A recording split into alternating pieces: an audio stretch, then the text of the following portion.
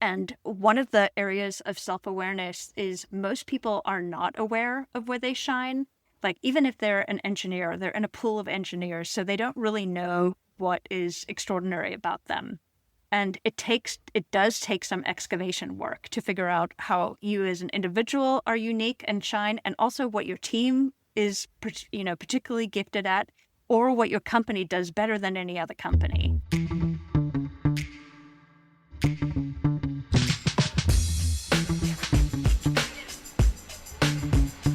Hello to you. It's Relationships at Work, a leadership podcast helping you build workplace connection, improve culture, and avoid blind spots. I am Russel Lolacher, your host of this show. I am also a communications and leadership expert, a couple of decades of experience in both those areas, very successful decades, if I might say so myself.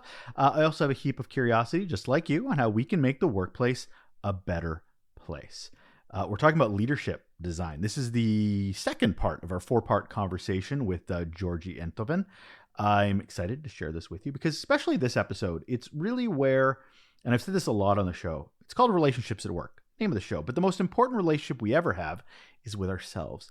And self-awareness is so key to better understanding that relationship.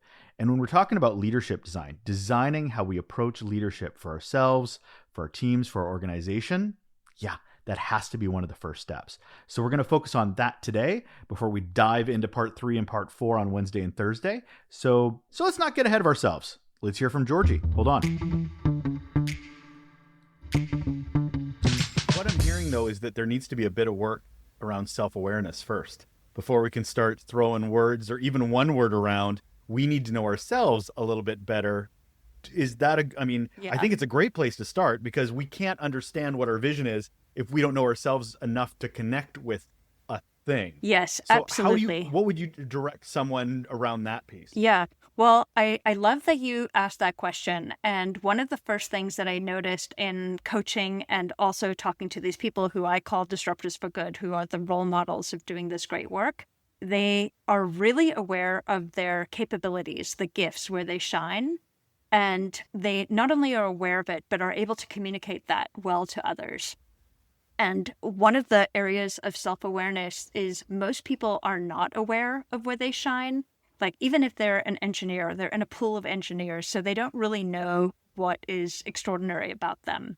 And it does take some excavation work to figure out how you as an individual are unique and shine, and also what your team is, particularly gifted at, or what your company does better than any other company. It takes some time and some research and observation and probably a lot of conversations to get there. Obviously, as an individual, there's some tools like Myers-Briggs or StrengthsFinder that can get you started. But even just asking the people in your life, what do people come to you for? And if you even ask them, like, where do I really shine? What am I gifted? Where do I stand out?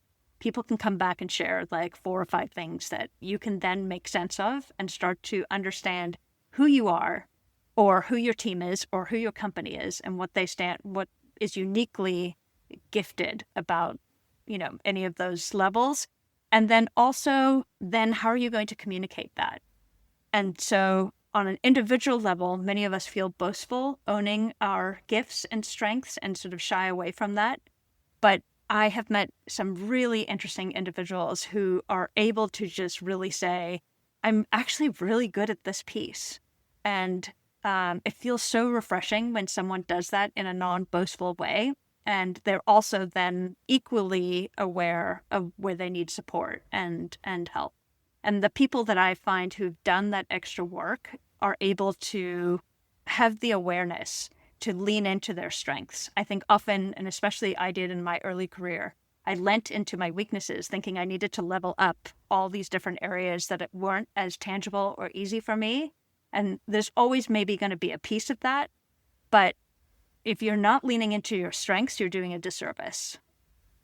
Well, we're both we're Gen X's to some degree. I think you're Gen X. 100 agree. Okay. But All right. I didn't want to assume. It could be a millennial. I didn't know. But having said that, I remember growing up and it was, what are your weaknesses? Well, you need to work on that. yes. Those are your only on the last decade or so is it, forget that. Just lean into your strengths. Yeah.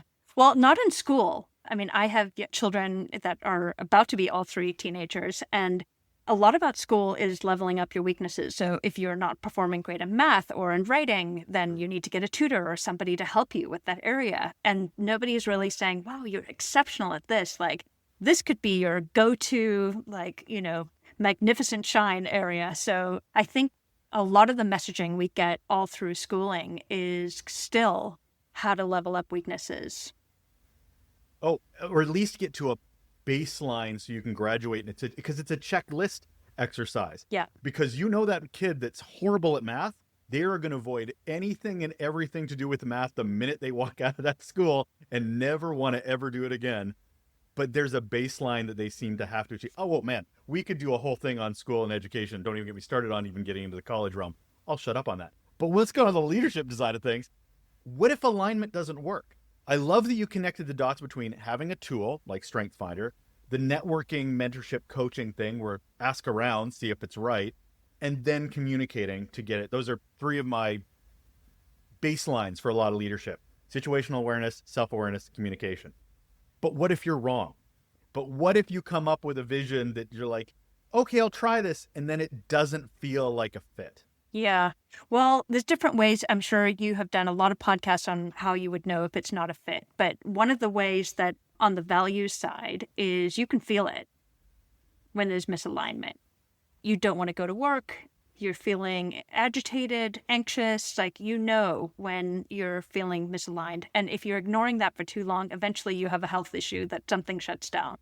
So I do believe on the value side is if you focus on what's happening in your body, you will understand when you are misaligned. But sometimes it's also realizing that you can bring to the table the piece that is missing. So it doesn't mean that you have to change jobs. It just means that you may need to find your allies or who to take initiative with that can get behind something or a piece that is missing.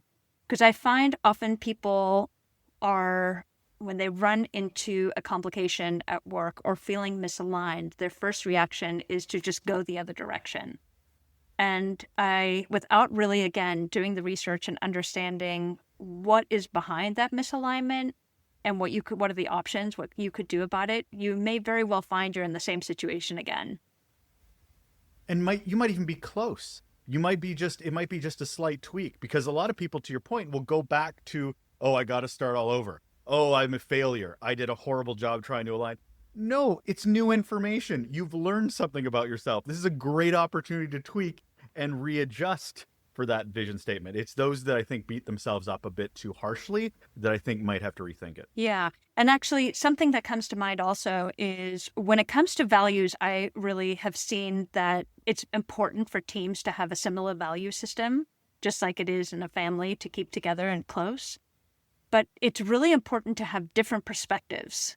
So that is a big piece about alignment, that it's okay if the perspectives are different. It's not okay if you are fundamentally different or on opposing values. And making space for understanding different perspectives will allow you to reach your customer better, work better as a team, have more empathy for each other and the people you serve. Oh, self-awareness is so, so key. This is Relationships at Work, a leadership podcast helping you build workplace connection, improve culture, and avoid blind spots. I'm your host, Russel Lolacher. Love spending this time with you. Thank you so much for taking the time.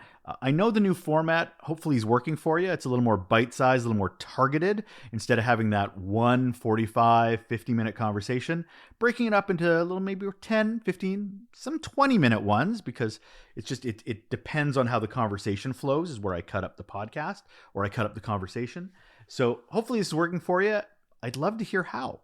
You can reach out to me at any time, hello@russellolacher.com. I want to know if it's working. I want to know if you have any ideas or suggestions on how I can make it work better for you. Because at the end of the day, I may be learning a lot, but I also want to help you learn too. So thank you so much for being a part of that journey, mine and yours. And I look forward to hearing from you. Take care.